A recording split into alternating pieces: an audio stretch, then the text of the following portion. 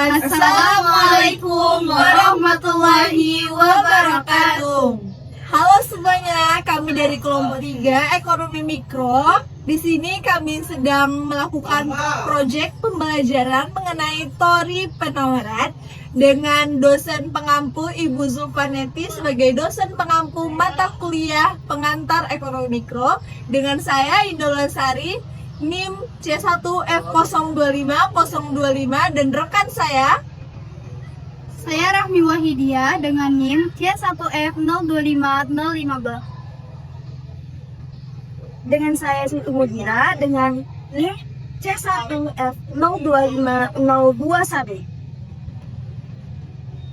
Saya Bunga Lestari dengan NIM C1F025004. Baiklah, stay tuned with VR video Project Based Learning. Baiklah, dalam ilmu ekonomi sangat banyak materi-materi yang penting, salah satunya yaitu teori penawaran. Secara sederhana, penawaran adalah sejumlah barang atau jasa yang tersedia dan bersedia ditawarkan oleh penjual atau produsen kepada pembeli pada tingkat harga tertentu dan dalam kurun waktu tertentu. Konsep ini sangat penting karena penawaran bersama dengan permintaan akan menentukan harga keseimbangan di pasar.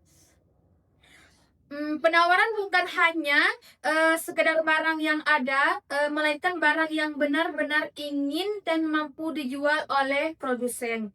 Semakin jelas keinginan dan kemampuan produsen menyediakan barang, maka semakin nyata pula penawaran tersebut ada di pasar. Selanjutnya, kita akan membahas mengenai hukum penawaran. Ini adalah konsep dasar yang wajib kita pahami karena hukum ini menjadi landasan bagaimana para penjual atau produsen bertindak di dalam pasar. Hukum penawaran ini pada dasarnya menggambarkan sebuah pola hubungan yang setara dan teratur antara dua hal utama, yaitu harga barang dengan jumlah barang yang ditawarkan. Mengapa? Karena disebut dalam hubungan yang searah, artinya pergerakan antara harga dan jumlah barang itu berjalan ke arah yang sama. Kalau satu naik, yang lain juga ikut naik. Maka sebaliknya, kalau satu turun, yang lain pun ikut turun. Nah, hubungan ini yang teratur, inilah yang kemudian dirumuskan menjadi sebuah hukum dalam ilmu ekonomi, yaitu yang berbunyi apabila harga barang naik, maka jumlah barang yang ditawarkan akan bertambah banyak. Sebaliknya, apabila harga barang turun, maka jumlah barang yang ditawarkan akan berkurang. Hubungan ini seperti ini terjadi karena tujuan utama setiap produsen adalah mencari keuntungan. Saat harga jual barang sedang tinggi, keuntungan yang didapat atau yang diperoleh pun menjadi besar, sehingga produsen akan bersemangat untuk menambah jumlah produksi dan barang yang ditawarkan ke pasar. Begitu pula sebaliknya, ketika harga barang rendah, keuntungan yang diterima menjadi kecil, maka produsen akan mengurangi jumlah barang yang ditawarkannya. Namun, perlu diingat bahwa hukum penawaran hanya berlaku apabila seluruh faktor lain yang mempengaruhi penawaran seperti biaya produksi, teknologi, dan harga barang lain dianggap tetap. Hal ini penting sebab jika faktor-faktor tersebut berubah, maka pola hubungan antara harga dan jumlah barang bisa berbeda. Misalnya, kenaikan harga barang belum tentu menambah penawaran jika biaya produksi justru meningkat jauh lebih tinggi. Selain harga barang itu sendiri, ternyata masih ada beberapa banyak faktor lain yang sangat mempengaruhi terhadap banyak sedikitnya barang yang ditawarkan.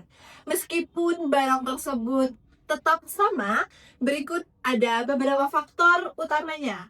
Yang pertama, biaya produksi. Semakin mahal harga bahan baku, upah tenaga kerja atau biaya listrik, maka biaya untuk membuat barang semakin tinggi. Jika biaya produksi mahal, produsen cenderung mengurangi jumlah barang yang ditawarkan agar tidak rugi. Kedua, tingkat teknologi. Penggunaan mesin canggih atau cara kerja yang lebih maju dapat mempercepat produksi dan menekan biaya sehingga jumlah barang yang ditawarkan menjadi jauh lebih banyak dan cepat tersedia. Yang ketiga, harga barang lain. Jika harga barang lain yang sejenis naik, produsen mungkin beralih memproduksi barang tersebut karena dianggap lebih menguntungkan, sehingga penawaran barang awal menjadi berkurang. Keempat, tujuan perusahaan. Ada perusahaan yang mengejar keuntungan besar, ada yang mengejar pangsa pasar luas. Tujuan ini akan menentukan beberapa banyak barang yang akan mereka tawarkan. Kelima, kebijakan pemerintah.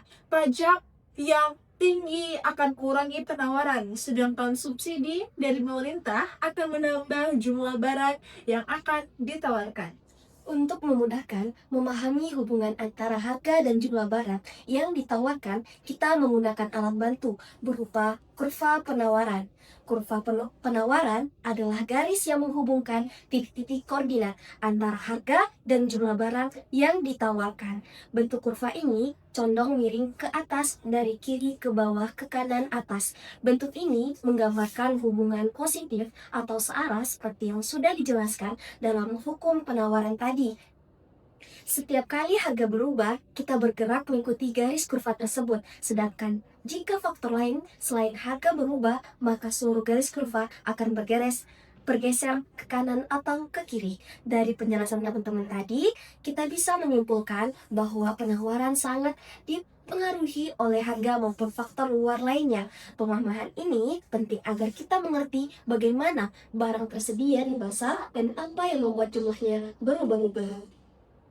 Itu saja mengenai proyek pembelajaran dari kelompok 3 ekonomi mikro. Kami akhiri. Wassalamualaikum warahmatullahi wabarakatuh.